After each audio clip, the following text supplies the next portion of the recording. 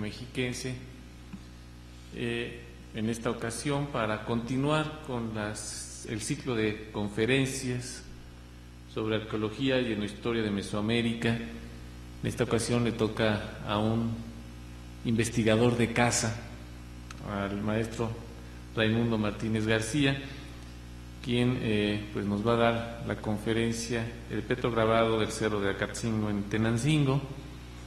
Creo que Raimundo requiere poca presentación, lo conocen todos ustedes.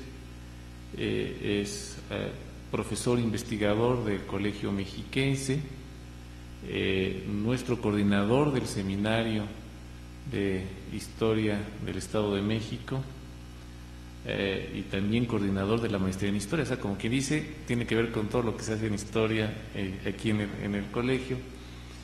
Y bueno, un especialista en estos temas de pictografía de tradición indígena, de los cuales ustedes conocen varios de sus trabajos, y que bueno, ahora le toca a él presentar la conferencia. Tendremos la mecánica que hemos seguido en todas las conferencias anteriores, una presentación, después tendremos alguna oportunidad de algunos comentarios y preguntas que se le pueden hacer al conferencista. Bienvenido, Raimundo, gracias como siempre. Buenas tardes, gracias por su presencia. Pues el día de hoy vamos a hablar sobre un petrograbado que se encuentra en el Cerro de Acatzingo, en Tenancingo. Elegí este tema porque es algo que ya he trabajado en el pasado, que ya empecé sobre el cual empecé a compilar información y hacer algunas notas ya hace algunos años, pero también porque realicé un hallazgo en un códice vinculado con esta pieza, este petrograbado, esta pieza arqueológica. Es lo que ahora les vengo a comentar. Así que hay cosas que ya había trabajado y otras nuevas que han surgido al momento. Ay, de favor, Nadia, si podemos colocar la presentación y el control. Bueno, preparé una redacción, pero la iré comentando también las imágenes que veremos en el PowerPoint. Este trabajo se centra en la presentación de un ejemplo de talla en piedra que posee un yelmo, es decir, una especie de casco de zipactli o lagarto.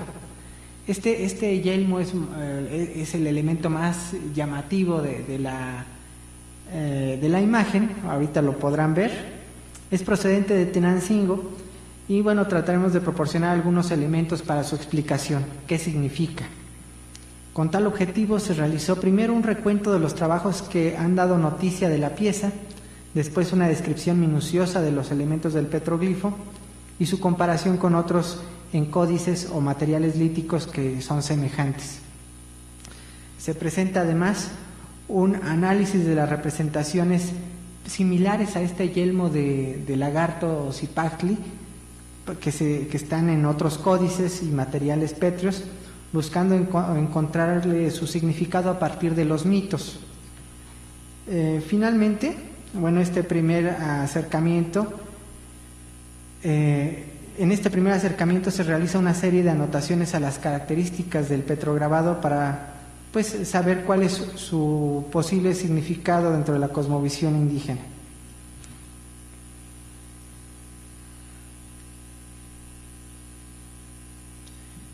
A 4 kilómetros al sur de la actual población de Tenancingo se encuentra el Cerro de la Cantera, también conocido como Cerro de Acatzingo, por estar ubicado en su falda noroeste del pueblo del mismo nombre. Este Cerro de Acatzingo también recibe el nombre de Cerro de la Malinche, por un grabado en piedra que ahí se encuentra, asociado a otros vestigios arqueológicos. Este cerro es parte de las accidentadas elevaciones de la estribación poniente de la cadena montañosa conocida como el Nishkongo, y en su cima existen vestigios de basamentos, rampas, terrazas, explanadas y muros. Es un sitio arqueológico de grandes dimensiones, pero que no ha sido explorado. Eso sí, ha sido muy saqueado. Los reportes que año con año, cuando uno pregunta a la gente del lugar o arqueólogos, es que el saqueo continúa.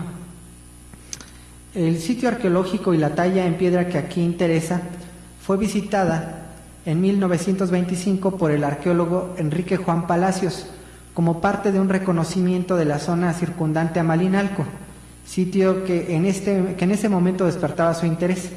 Palacios interpretó entonces el monolito grabado de Tenancingo como la imagen de una deidad, probablemente del agua, e hizo notar que de su base, de la base de la piedra donde está este grabado, brotaba también agua, era un manantial. Y ahí ven a Palacios, este arqueólogo, en su visita a la región. Este es uno de los, esta piedra que ven ahí como al lado en la orilla del cerro, en una zona muy elevada, fue labrada, le llaman la cama de Moctezuma, si mal no recuerdo. También visitó Malinalco, miren, así se veía antes de las exploraciones arqueológicas. Vale la pena notar que la fachada del templo monolítico, si lo han visitado, es precisamente representada mediante las fauces de una serpiente, es decir, la entrada a los lados tiene grabado un cipactli, un reptil muy semejante al petrograbado que ahorita veremos.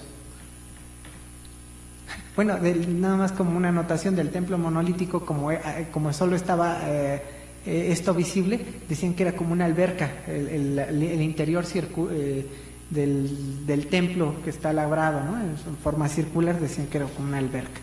Bueno, este es el grabado al que nos referiremos con más detalle.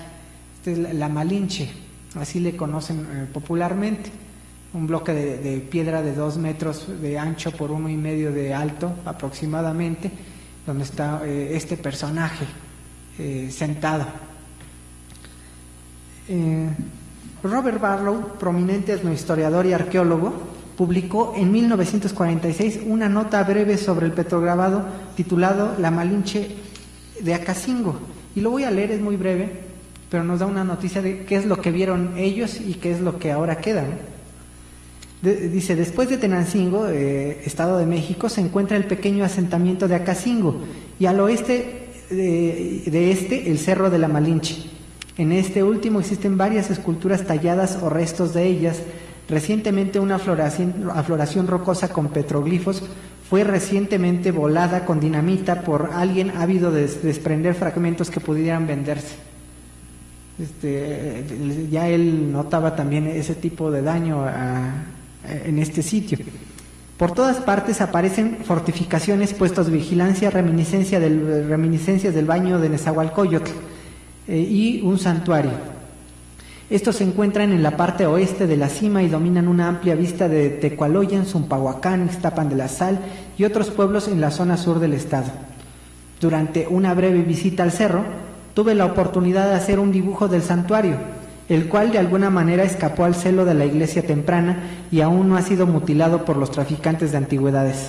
La simplicidad del monumento se refiere a una sola piedra de tal vez 1,5 metros de alto por 1,90 de ancho, se compensa balanceándose con la magnificencia del asentamiento, un acantilado enfrente de pueblos y ríos con un espacio cubierto de nubes al oeste y al sur.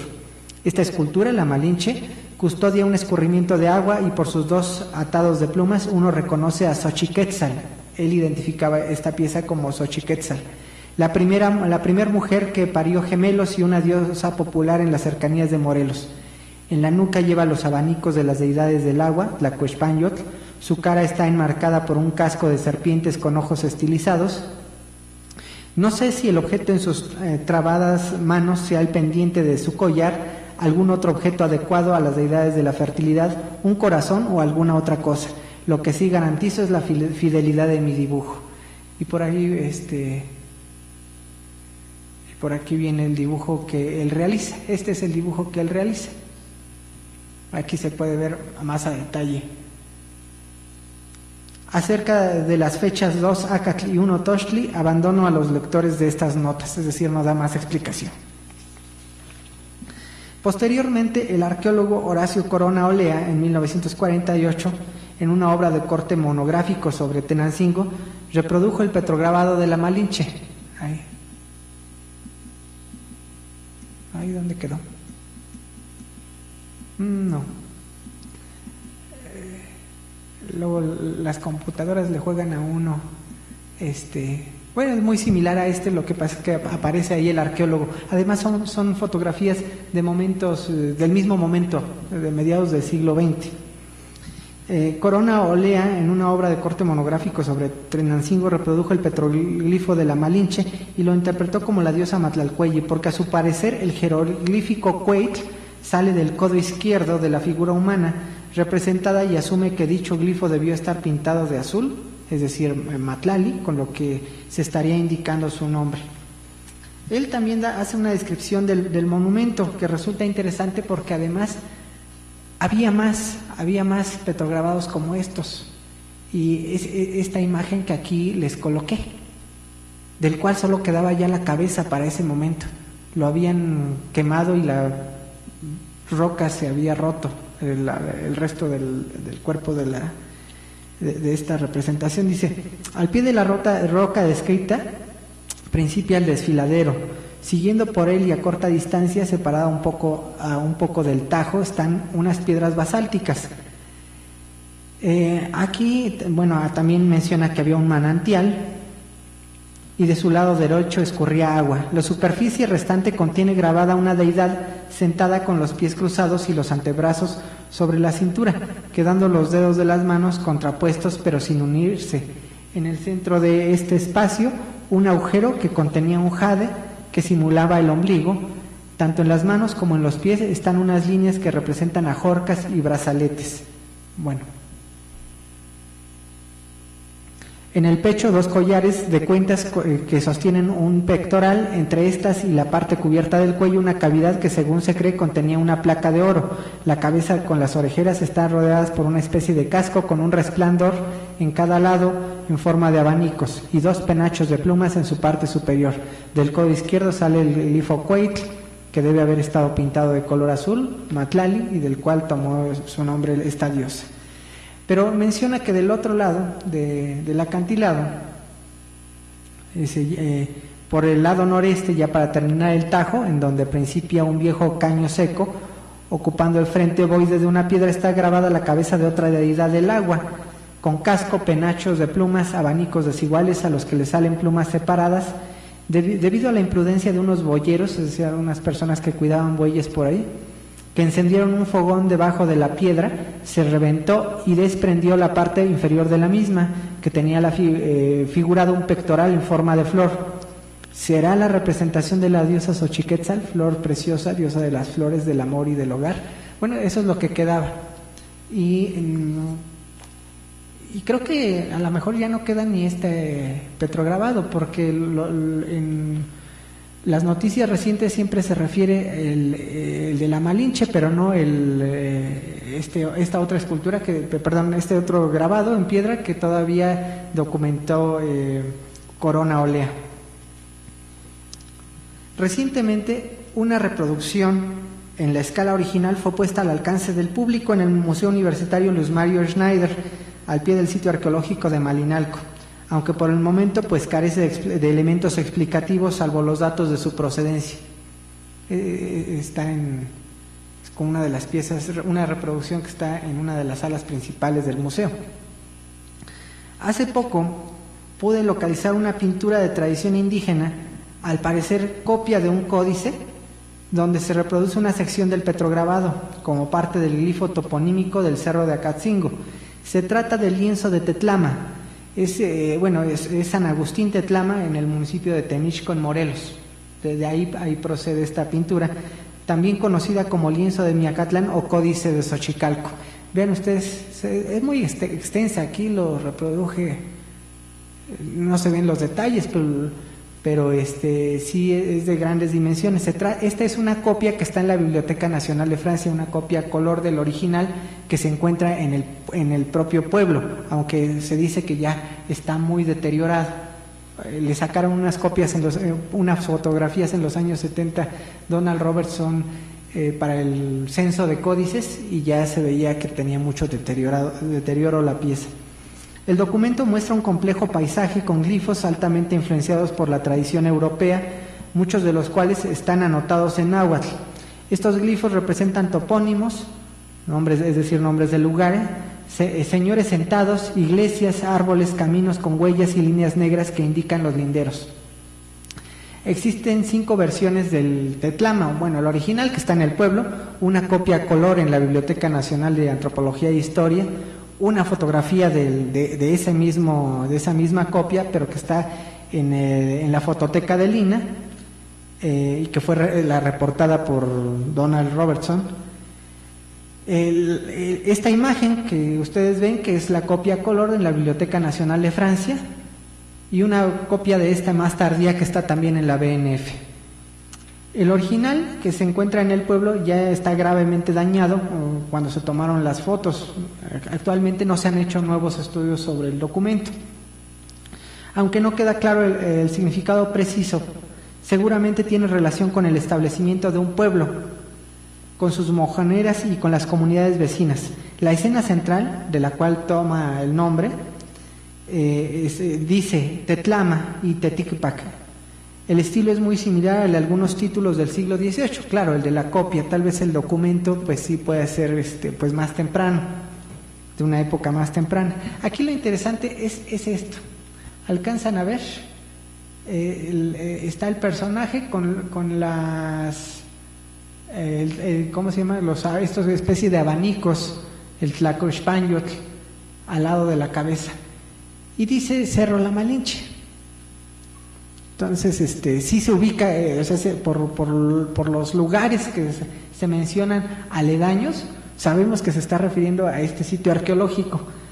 Incluso aquí se representó una parte de basamentos, ¿no? Tal vez en alusión a los que se encuentran en este mismo sitio. Acá menciona la glosa Atlatlauca, que no está muy lejano de ahí. Atlatlauca está en Tenango. Adelante.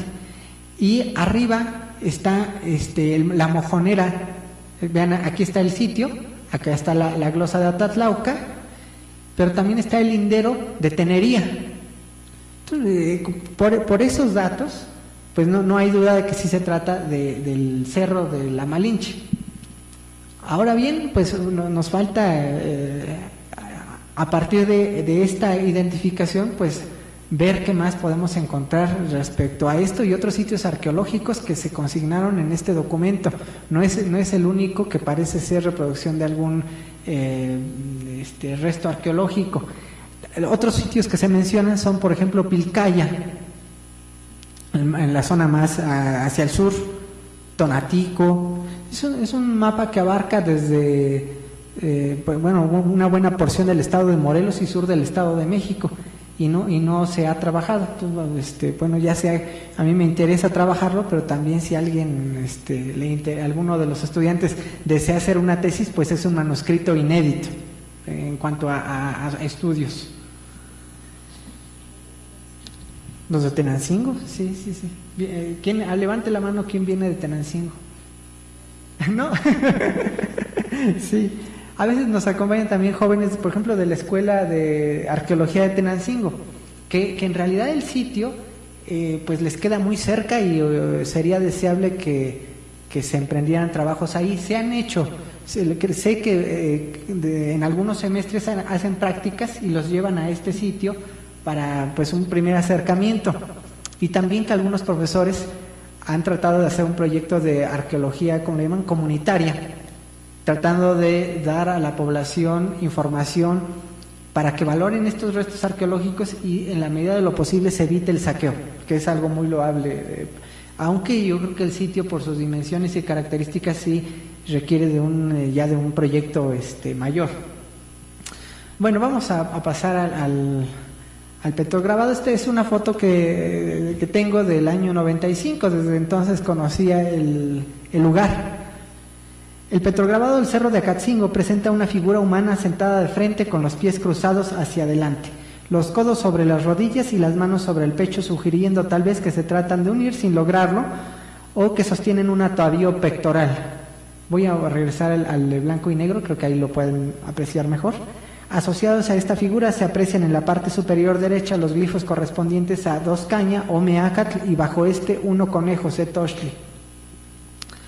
Como elementos característicos podemos ver primero un yelmo zoomorfo rodeando el rostro del personaje. Es el elemento más notorio esto. Se trata de una representación frontal del lagarto o Zipactli. Se representó visto de frente mediante la colocación de dos perfiles de Zipactli unidos por la nariz, tal como se aprecia en la representación por ejemplo, de las cuevas. Esto que les digo es, imaginen una línea descendente, divide el yelmo en dos. Este es un ojo, no sé si alcanzan a ver el ojo, la ceja que rodea el ojo, y acá está un orificio nasal. En otros ejemplos se nota mejor, pero vamos a verlos. Por ejemplo aquí. Sí. Por ejemplo, aquí se ve de nuevo la ceja, el ojo, y esta es la fachada del templo monolítico de Malinalco, pero por acá debería estar el orificio nasal. Acá se ve también el ojo, la ceja y la protuberancia nasal, ¿no? Acá también. Entonces, lo que estamos viendo es que mediante la unión de dos perfiles del Zipactli se forma un nuevo rostro visto frontalmente, la serpiente vista frontalmente. A esto le han llamado algunos autores anatropismo, ahorita veremos por qué, o frontalidad. El Zipactli se representó con la mandíbula superior larga y dentada en su extremo final. Aquí se ve. De hecho, este dibujo de Robert Barlow no es tan bueno, como no reproduce fielmente las características del petrograbado, pero bueno. Es notable la precisión con que se delineó la ceja, que cubre sus ojos, elemento característico en las representaciones del Zipactli. Además, una línea curva que inicia en la parte baja del yelmo sube hasta formar los orificios nasales, y entre ambos se aprecia una línea vertical que los separa y permite distinguir la unión de los dos perfiles del Zipactli. En este punto. El segundo elemento que se puede mencionar es un par de penachos de plumas, tal vez de quetzal, al menos son muy largas y onduladas, como se suele representar la pluma de quetzal, que dirían, y bueno, ¿y cómo sabes que esas son plumas de quetzal? Porque cada pluma también se representa de manera distinta, y las que se mostraban de esta manera generalmente iban también pintadas de verde. En la base de cada uno de los penachos se nota una banda que los agrupa. Aquí no lo dibujó tan bien, pero vamos a ver. Creo que aquí se ve mejor. Las plumas están inclinadas hacia lados contrarios y se nota en su forma una ligera ondulación. Otro elemento que destaca es un adorno occipital en forma de abanicos. Estos. Tlacuechpanyotl, que sale al costado izquierdo y derecho de la cabeza del personaje. Hay que mencionar que este atavío está presente en deidades del agua, o sea, no la usaban los dioses solares o del fuego, lo usaban las deidades acuáticas. Un par de orejeras son visibles dentro del yelmo del personaje, debajo de cada uno de los ojos del Zipactli. Aquí está el ojo del Zipactli y aquí están las orejeras. En la parte superior del rostro del personaje son notorios los colmillos del yelmo del Zipactli, y bajo ellos, aquí, se ven los colmillos, y bajo ellos una especie de diadema, ¿no? Una venda frontal. El cabello del personaje o una marca de pintura facial, no lo sabemos, pero sí hay una línea aquí. Como elemento de la vestimenta podemos señalar que la figura antropomorfa tiene una camisa. Bueno, vamos a regresar acá. Tiene una camisa, pues antes del codo y en cada brazo se notan sus extremos. Otro atavío lo constituye un collar con una placa pectoral en forma trapezoide. Es este. En el collar se aprecian las diferentes cuentas que lo conforman y el pectoral está dividido en 2 porciones. Aquí se ven las cuentas que lo componen, el pectoral está dividido en 2 porciones, en cuya parte más baja hay una oquedad que posiblemente tuvo algún tipo de piedra incrustada. Este es un agujerito que tiene la roca. No es raro, muchos, no solo representaciones en relieve, también en escultura. Si ustedes van a los museos van a ver que muchas piezas pueden ser formas animales o humanas, tienen una oquedad donde se colocaba una piedra verde. Sagún explica que ahí se incrustaba una piedra que fungía como el corazón, lo que daba vida a esa representación. La figura en posición sedente tiene un brazalete en cada mano, su forma es sencilla, se trata de una banda sin ningún tipo de pendiente, ¿no? Su calzado consiste en una especie de botas, visto así a primera vista, la primera impresión que causa, ¿no? Que le cubren hasta casi la rodilla. Solo una es visible en su totalidad, esta. Podremos sugerir que más que botas se delinea el borde de una falda o de la vestimenta que tiene, ¿no? En la intersección superior de sus pies cruzados se aprecia una forma romboide cruzada por una línea vertical que, bueno, se ha discutido mucho sobre este elemento. Dice que el elemento se ha interpretado como una vagina, contribuyendo a su identificación como deidad femenina, pero es muy rara una representación de este tipo en la plástica prehispánica, no la encontramos así. Podría ser o bien una especie de mashtlatl, que está cubriendo los genitales, o bien lo que han planteado otros es que puede ser un agregado, que alguien lo talló y no forma parte del diseño original. Ahorita veremos algunos ejemplos. Finalmente, del brazo izquierdo del personaje cuelga un sahumerio o bolsa jiquipili. Esta bolsita la usaban los sacerdotes como para la realización de ofrendas y sacrificios, ahí guardaban el copal. Bueno, la frontalidad, el elemento más característico es el yelmo, ¿no? Es ese como casco de forma zoomorfa.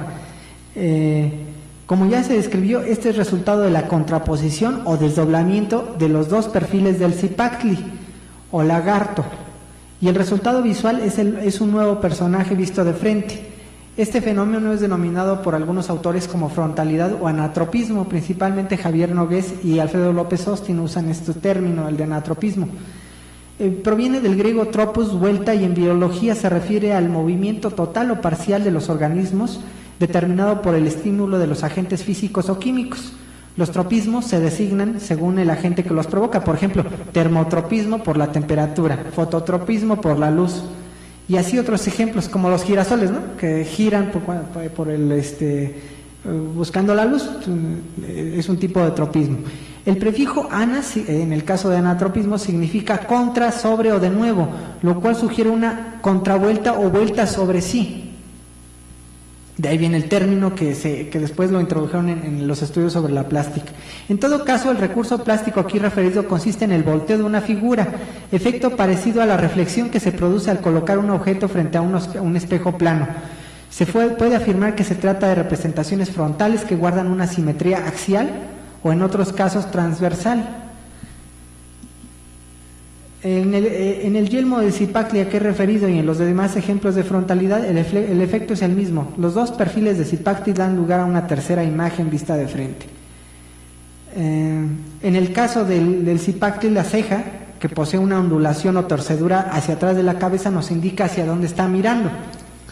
Al realizar una revisión de esta forma, se encontraron al menos 6 variantes. Me puse a revisar, el corpus que revisamos fue los códices Borgia, los códices prehispánicos, principalmente los Borgia y los mixtecos, y a partir de ello esta clasificación.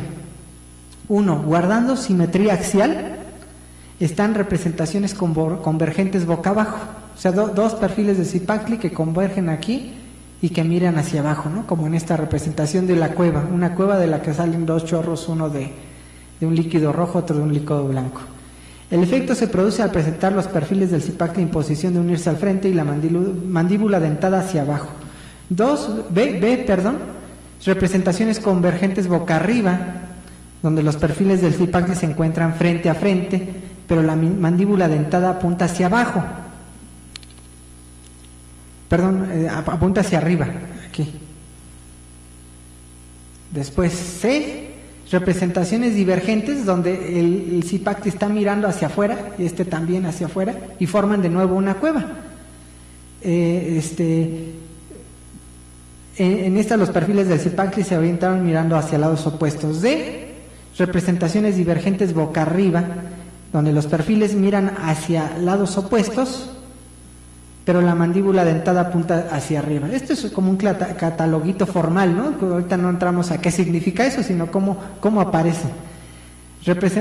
También hay otros guardando simetría transversal, es decir, como si dibujáramos una línea en esta forma. Es representaciones convergentes orientadas hacia la derecha.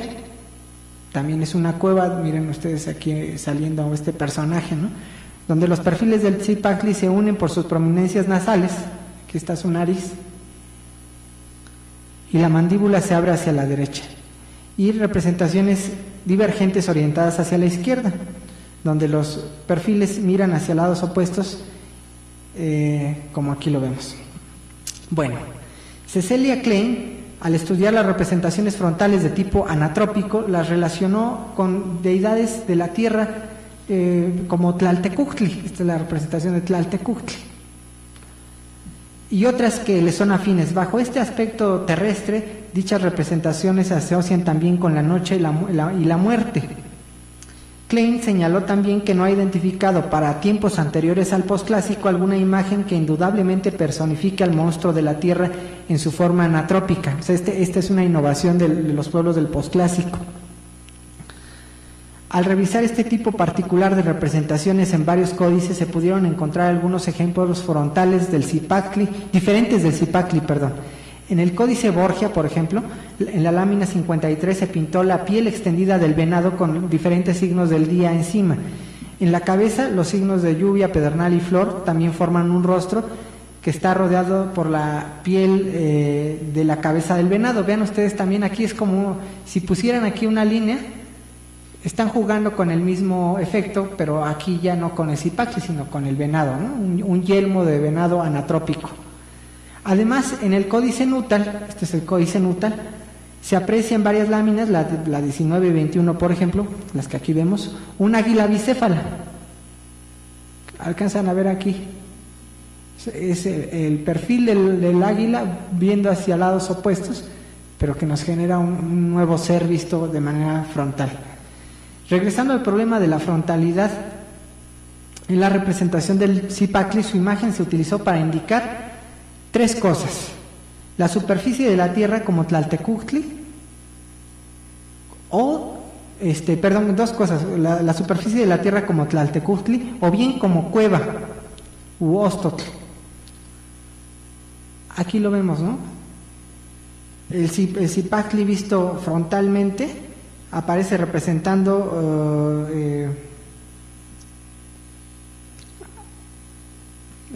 la cueva, pero déjenme ver dónde más está.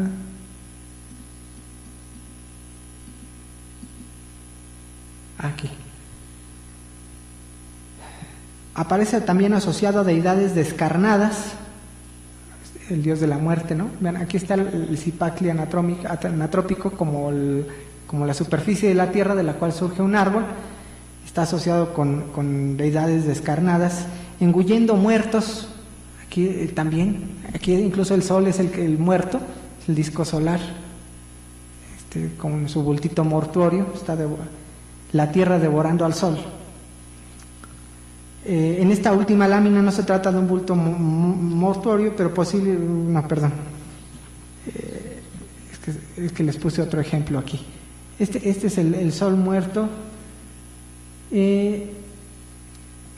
Sobre el monstruo de la tierra aparece también la figura de Tlaloc u otras deidades de carácter telúrico. La tierra devora a los muertos, pero también es el lugar donde emergen los seres, o sea, de ahí provienen. Así se ve salir de sus fauces la planta del maíz o el árbol del cuadrante sur del cosmos, acompañado de los dioses de la muerte y del maíz. En algunas escenas un ser humano emerge de la tierra, o incluso la misma diosa del maíz. En otras la tierra recibe ofrendas de papel y hule, o lo que parece ser un ave sacrificada de la que brota sangre. En algunas ocasiones el Zipactli anatrópico se representó con garras y hasta con un símbolo de corazón como cuerpo, es decir, se trata del corazón de la tierra. Aquí coloqué algunos ejemplos solamente, recibiendo ofrendas, saliendo de la tierra la diosa del maíz, o bien devorando muertos, en este caso el sol del ocaso. En el Códice Borbónico, Tlaltecutli, señor de la tierra, aparece en la sección que muestra las 20 trecenas del calendario con sus patrones divinos como señor del número 2 y asociado a un colibrí verde. Se presenta aquí un ser antropomorfo mirando hacia arriba y devorando un pedernal en una posición que recuerda a las representaciones de ranas o sapos como en cuclillas y flexionando los brazos con las palmas hacia arriba. Bueno, esta es otra representación también del Tlaltecutli anatrópico, la que ven aquí, muy similar a la que ven aquí. En las representaciones frontales que forman una cueva u óstol se contraponen dos perfiles del Zipactli. La cueva aparece asociada a gobernantes o caudillos, como en el ejemplo que vimos de la tira Tetepexpan, a sacerdotes realizando ofrendas,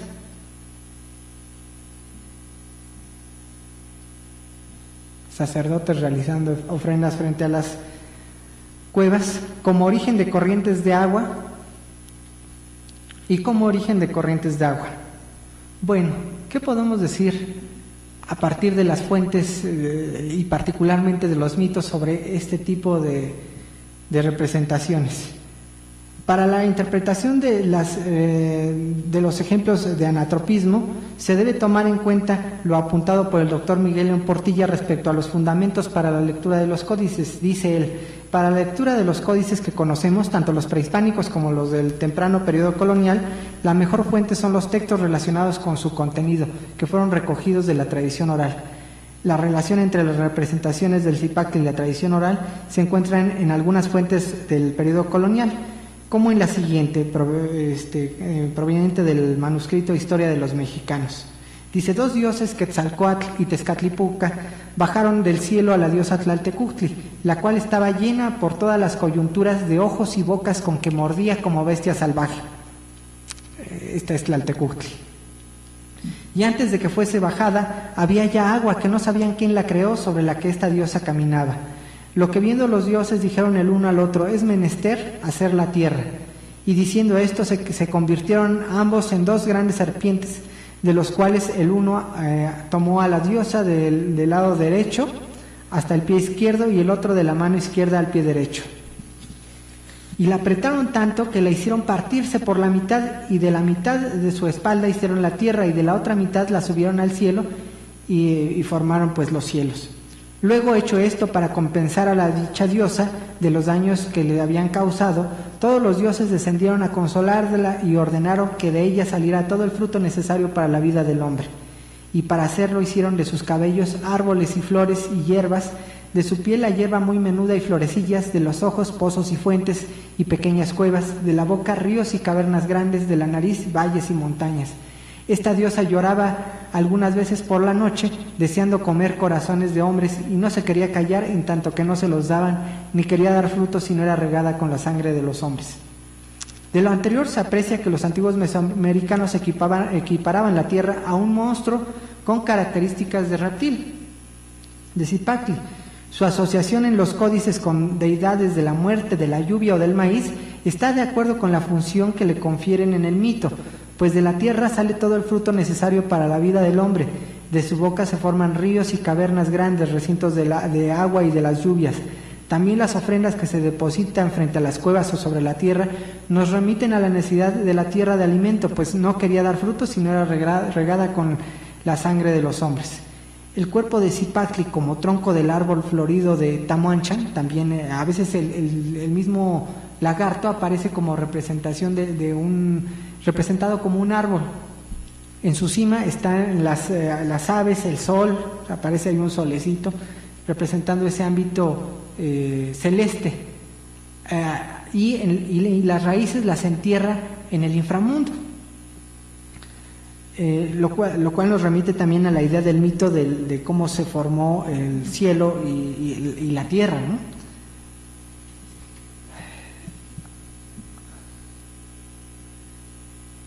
Bueno,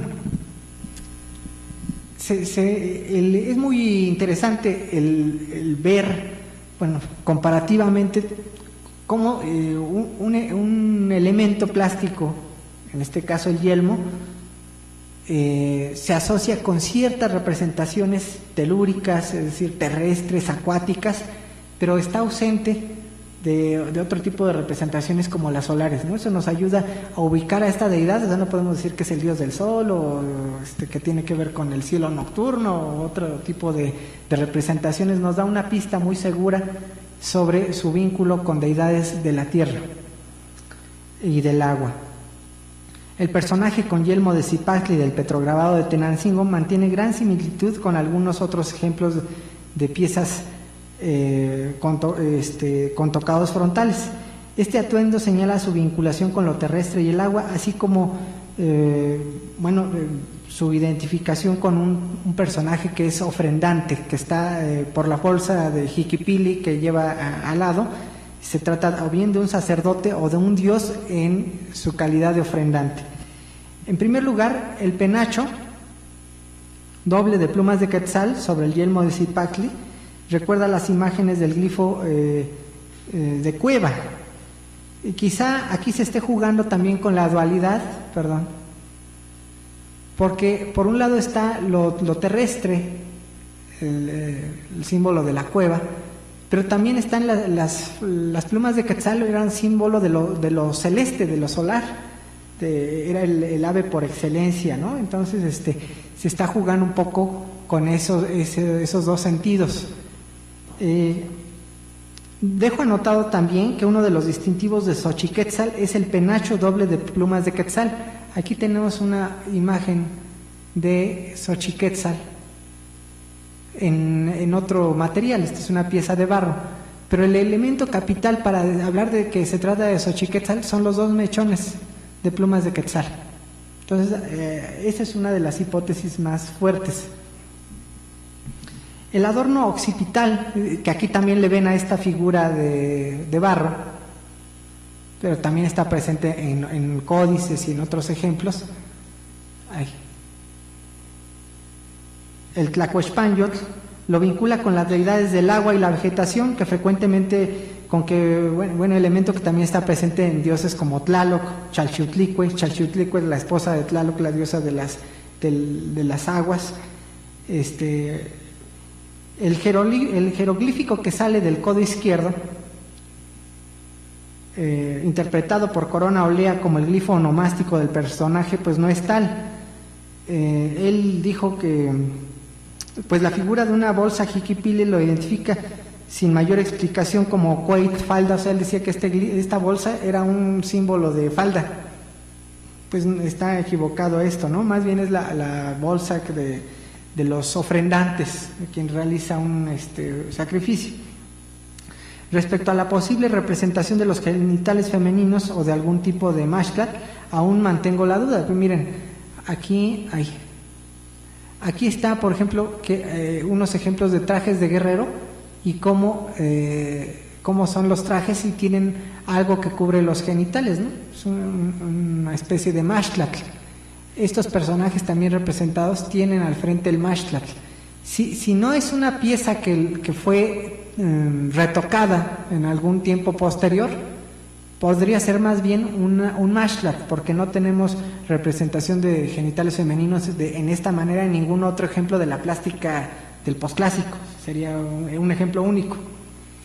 Y más bien lo que está vistiendo es una camisa, de lo cual solo que le llega hasta la parte un poquito antes del codo, ¿no? Por un lado tiene una camisa y una falda, que por la posición sentada pues llega aquí vemos una especie de botas, pero es que ahí termina su falda. Resta hacer algunos comentarios en torno a los glifos calendáricos que acompañan el petroglifo de Tenancingo. Respecto al de la parte superior, 2 caña, Omeacatl, Caso señala que este es el signo de Tezcatlipoca. Bueno, es el nombre de Tezcatlipoca, 2 caña. Pero también es el año de la invención del fuego y de la creación del cielo. Mientras que respecto al glifo de abajo, 1 conejo, Setochtli, se anotó que es el nombre de Mayahuel, de Xiuhtecutli y del dios de la tierra Tlaltecutli, pues en este año se creó la tierra. Y volvemos al tema de que están jugando con los pareados.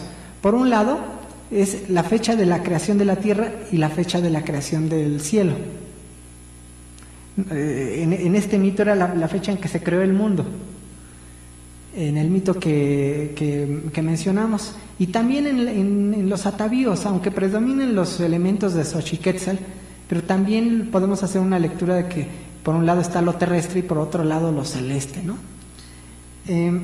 Si ponemos énfasis en los elementos pareados, las fechas nos remiten al momento del establecimiento del mundo, de la creación del cielo y de la tierra y del inicio del tiempo calendárico. Es decir, no se trata del nombre del personaje, ni de una fecha histórica, de una probable fecha histórica.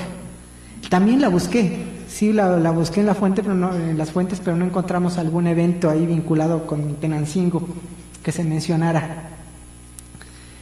Más bien es una deidad acuática. Esto sí se refuerza además por el lugar en el que está el petrograbado. Esto es un manantial. Antes escurría más agua y del lado derecho todavía los reportes de los viajeros de mediados del siglo XX, de los arqueólogos que estuvieron ahí, reportaban que tenía un manantial que emanaba constantemente agua. Entonces el vínculo acuático es muy claro.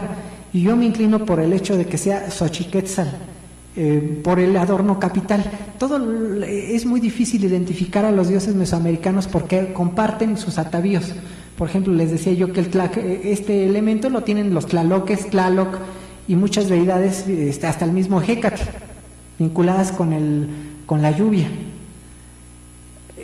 Pero, y aquí lo tiene esta diosa, pero el mechón, el doble mechón, no lo comparte Xochiquetzal, es uno de sus adornos capitales y no lo comparte con otras deidades. Entonces yo creo que con eso es un elemento que nos da gran certeza de que se trate de Xochiquetzal. Y Xochiquetzal es la diosa es una de las advocaciones de la diosa del agua, pero también de la renovación vegetal. Ustedes vieron en una de las imágenes que pasé otro ejemplo de lítico que probablemente ya desapareció, habrá que irlo a buscar, pero ya no lo han encontrado. También debió de ser otra deidad, o bien también Xochiquetzal o otra deidad, porque agrega que en vez del pectoral de forma trapezoidal tenía una flor. Bueno, queda ahí un acercamiento a esta pieza sobre la que todavía se podría hacer más trabajo, ¿no? Lamentablemente, más bien lo que hemos visto en fotografías recientes es que ya ha sido un poco vandalizada. Toda esta zona ya está llena de graffiti, ¿no? Afortunadamente se sacó una réplica que es la que está en el Museo Luis Mario Schneider, pero pues sí falta tal vez completar este trabajo y difundirlo para que la gente valore más esta pieza y que se trate de poner en resguardo la otra, si es que todavía quedan algunos trozos de ella, porque no son los únicos vestigios en cuanto a grabados de piedra que hay en este cerro de Catzingo. Hay otros más de los cuales pues no se han hecho ni estudios ni un registro, al menos registrarse antes de que se pierda, ¿no? Bueno, sería todo. Muchas gracias.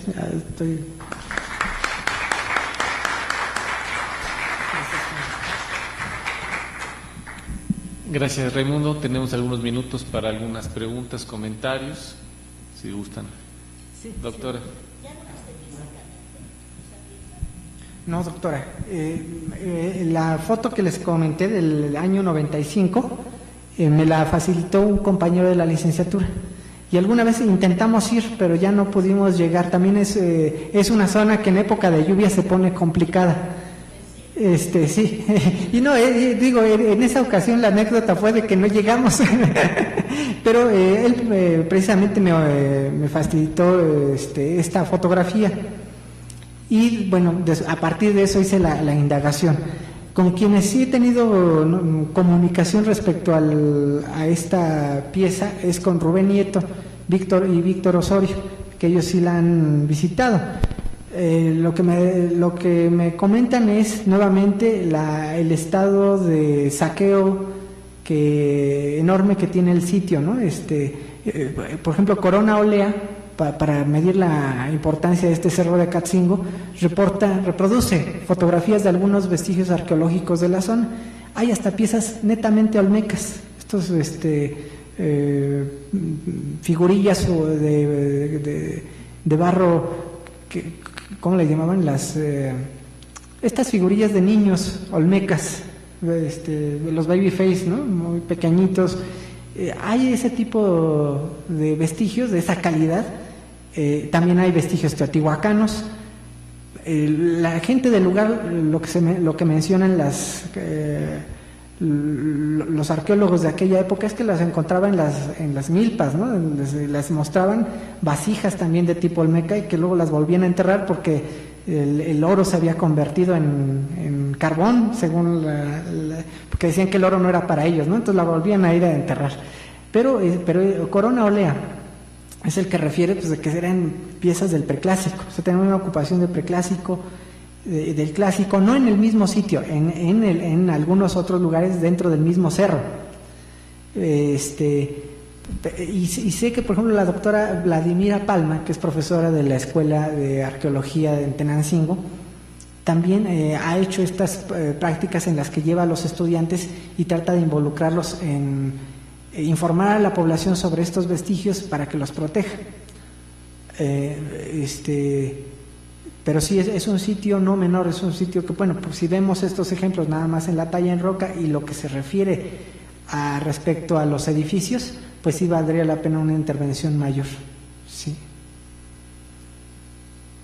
¿Sí? ¿Alguna otra pregunta, comentario? Noticia de que digan yo ya lo visité o de que hay otros petrograbados.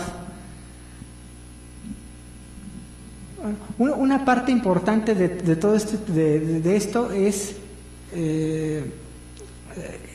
hacer registros de lo que se ve. A lo mejor uno incluso no es arqueólogo, pero si se tiene noticia de alguna pieza, hay que dibujarla, hay que sacar fotografías, hay que documentar de alguna manera, porque puede que en 8 días o al año siguiente que visite uno el sitio, esto ya desapareció. Entonces, aún como historiadores, sí nos corresponde la parte de documentar. Lo digo porque aquí hay muchos jóvenes que están estudiando historia y hay que acercarse a la arqueología para saber cómo hacer estos registros. No se puede excavar porque no se tiene la formación. Eso además requiere de técnicas muy especializadas que solo los arqueólogos, para las cuales solo los arqueólogos están capacitados técnica y legalmente. Pero sí podemos hacer fotografías o dibujos de lo que vemos. Esta por ejemplo, la hizo Robert Barlow, uno de los grandes de la etnohistoria mexicana. Barlow escribió cantidades inmensas de material en su breve vida, creo que murió a los 33 años. No obstante, es uno de los grandes mesoamericanistas y gran parte de su producción fue de precisamente dar a conocer noticias sobre documentos, sobre piezas arqueológicas, sobre tradiciones que vio que fue importante registrar, porque si no lo hubiera hecho, no hubiéramos tenido noticia al presente de su existencia. Algunas de ellas ya se perdieron.